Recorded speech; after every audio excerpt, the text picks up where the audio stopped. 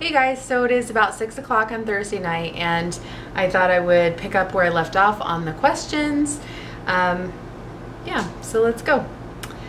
Nicole B asked, what are your hobbies? So I go through phases like with most things, and currently my hobby in my spare time is YouTube. And I still don't think I spend enough time working on it, but also I like to read. I listen to my Kindle in the mornings. I have it's called text to speech, so you can listen to it similar to an audiobook, but it's more like a robot voice that reads it to me. So I listen to that. So the reading or listening to books is a hobby, I suppose. I also like to listen to Pandora, to the Jim Gaffigan comedy channel in the mornings or during spare time. In the past hobbies, I've done like coloring, those mandalas with art pins. I've done jewelry making. I've done, boy, I mean, I like magazines, but again, they kind of sit there in a stack because I just never seem to have time. So I feel like I have hobbies, but it's not like I'm able to do them a whole lot. Lady Warpledinker asked, are you afraid of anything common for people to be? Are you afraid of anything common for people to be, like spiders, snakes, rats, etc.? I kind of answered that in yesterday or today's earlier video, but I don't like rodents, rats, possums, mice, any of those, like with the rodent face, just kind of creep me out. All right, so Canada Lady asked 6 questions, so we'll go through them here.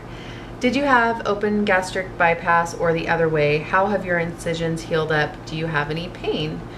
I had laparoscopic, and I did have one large incision that, because, I mean, for those of you that don't know, I had gastric bypass surgery in December of 2012, and in October 2012, I was initially supposed to have it, and they found a large mass in my abdomen, and so I had a large incision to remove that mass, and then had the gastric bypass done in December. So I had total 10 incisions from here to here, and I don't know that I can get much of a close-up.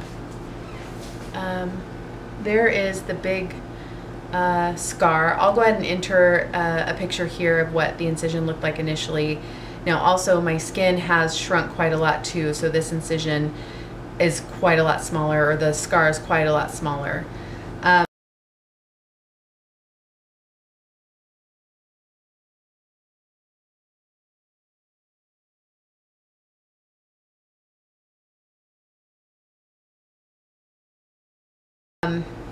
Again, I've got lots of loose skin and stuff, but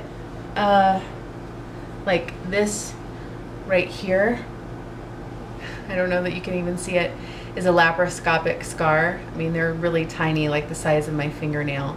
So let me see if I have, there's one right here, but it's so light you can't even see it. So yeah,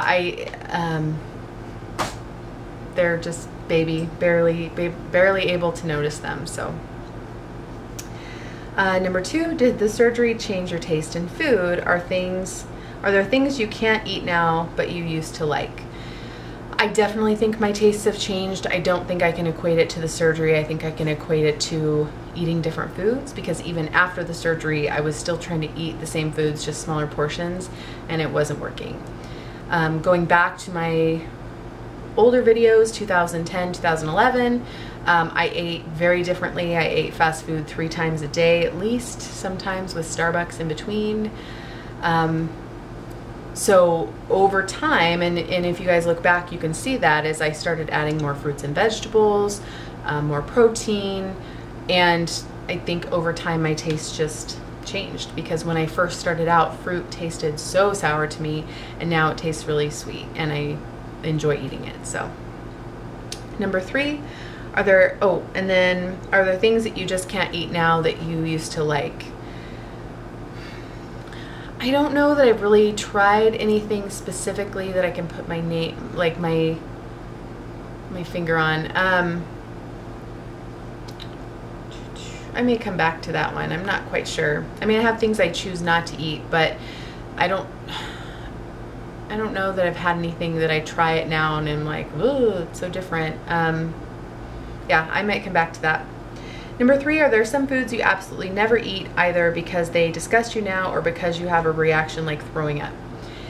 I'm one of these weird people. I have not thrown up since my surgery, which was 2012. It takes a lot for me to vomit, knock on wood. I just am really lucky in that. I have had, I think, 2 episodes where it felt like something was kind of stuck and uncomfortable. And then I got what they call foamies, where I could kind of feel in the back of my throat this like weird foam stuff. It was just uncomfortable. It didn't hurt. I wasn't miserable. It just was uncomfortable. And the first time was from eating a soft pretzel way too early on. I can eat a soft pretzel now and be fine, but early on I just ate too much of it too fast and I just felt sick. I don't think it was dumping though. I think it was just kind of physically too much for my little pouch. And then the second time was green beans. It was a frozen vegetable mix, and I've eaten it since then and it's fine. I just don't think I chewed up the vegetables, and they were fibrous vegetables. I don't think I chewed them up enough, so it felt like they kind of got that kind of stuck feeling, and then the foamy stuff happened. So next time I tried them, I just ate them much slower and chewed them a lot more, and they were fine. And I've eaten them since then and they were fine because they're my favorite veggie mix. Let's see, foods that I absolutely never eat because they disgust me. I mean, I'm more, it's more that I don't like how foods would make me feel. So I don't like how sugar would make me feel. So I just choose not to really eat it. So as far as a specific food, I can't really think of one. Number 4, have you had any complications or ongoing issues after your surgery? I have said before that I think God's taking it easy on me because I went through so much prior to surgery. That was a really hard time, probably the hardest time of my life. So I feel blessed that I've not had any major problems. And I'm always keeping an eye out for it because my bariatric surgeon did say that I could potentially have problems with my gallbladder, and to really keep an eye on that. And in October of last year, I thought maybe I was having gallbladder problems because I was having some pain on my side, but it turns out it was a pulled muscle. So yeah. Number 5, did you find OA after surgery, or were you attending meetings before weight loss? So I, in 2011, went to an eating disorder treatment center, and prior to that, I started seeing a therapist in 2010. When I started seeing the therapist, we both kind of knew I needed some extra help, and we weren't quite sure what to try. And I think somewhere along the lines, I don't know if she suggested it or if I was researching it, but I found an OA meeting actually in the same building that I worked at in the basement on Monday nights. And so I went to a few of them. I did not have a good experience there. One lady was very rude to me. I was trying to figure out, what is this program? I have no idea, and it just didn't feel like anybody wanted to talk to me about it. It felt like a big mystery. And so I just did not like going. And so that was right before I went to treatment. I went to treatment in 2011, August 2011. And at the treatment center, they actually have 12-step meetings. So I learned even more about the 12 steps, kind of what it all meant. And when I came back, I think I went to maybe 1 or 2 OA meetings, and then for some reason it just wasn't the time. So I feel lucky that I had that experience at the treatment center of 12-step programs. And then last year, when I was very stressed out, and it was after surgery, and I was binging. I mean, I was pretty much eating small portions all day long and eating completely the wrong things, and I was just miserable. And working with my I started working with my therapist twice a week, and I still was feeling like I need some sort of support. I just wasn't getting the support that I really, really craved. And so I started going to OA again, and it's exactly what I needed. Let's see, number 6, what do you believe is the single most important factor that keeps you diligent even when you feel like giving in or giving up?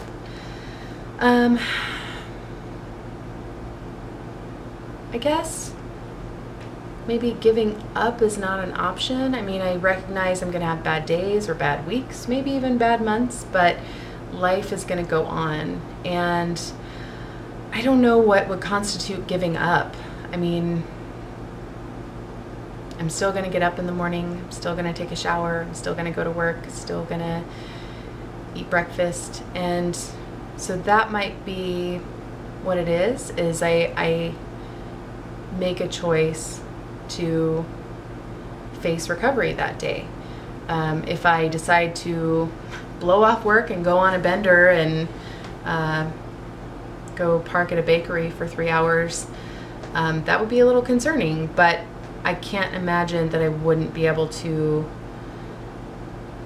have my eyes open to what I was doing and to recognize I need help. That's one thing I really am thankful for, is my self-awareness. And if I start to have slips or feel like I'm in a danger zone, I have a whole lot of people I can reach out to.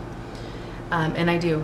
You know, I feel lucky that I haven't had too many major slips in a while, or too many major cravings, but yeah, I know how to reach out and I know how to get help, and some of my tools that I use, such as journaling. Even today I had a little bit of a, I don't know, stressful. I have something on my mind, and so I wanted to kind of just take some time. So after work, we have this really comfortable lobby that has these awesome chairs, and so I sat in the chair and just kind of journaled about the future. What am I looking for? What do I want? And just kind of wrote things out.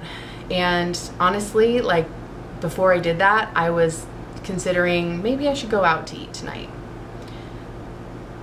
I don't really have a reason to. I didn't have a social, you know, someone to go out with necessarily. I just wanted to go out and eat out.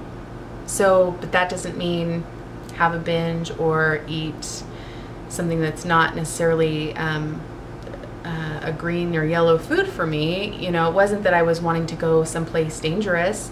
I just felt like I wanted to eat dinner out rather than come home and cook something. Is that stress related, or is that normal? My dietitian would probably say that's normal. If you've had a long day, you may just want to stop and pick something up for dinner rather than coming home, clean, you know, like cooking the food, doing the dishes, sitting down to eat. You know, in my mind, I was like, well, if I eat while I'm out, I have an errand I can run, and then I can come home and film this video, and then I could do the dishes and get caught up on all these things. Whereas now I chose to come right home, film this video, then I'm gonna cook up some food, take off my shoes, sit down. So by the time I eat, it's gonna be probably close to 7. So, you know, I don't know, is that dangerous? Is that not? I mean, I technically am not on a diet, so if I really wanted to go eat a Subway sandwich, I could. Those are the things I struggle with right now. I'm really thankful that I'm not struggling with, do I want to go have a binge right now? I'm so thankful that I'm not having those thoughts. I'm not saying I'll never have those thoughts again. I'm not saying I won't have those thoughts tomorrow. Again, I just live for today, and I'm really thankful for today. So I think that's a good place to stop. Like I said, I inserted those pictures. I'm gonna edit this and make some food. So I hope you guys are doing great, and I'll see you tomorrow. Bye.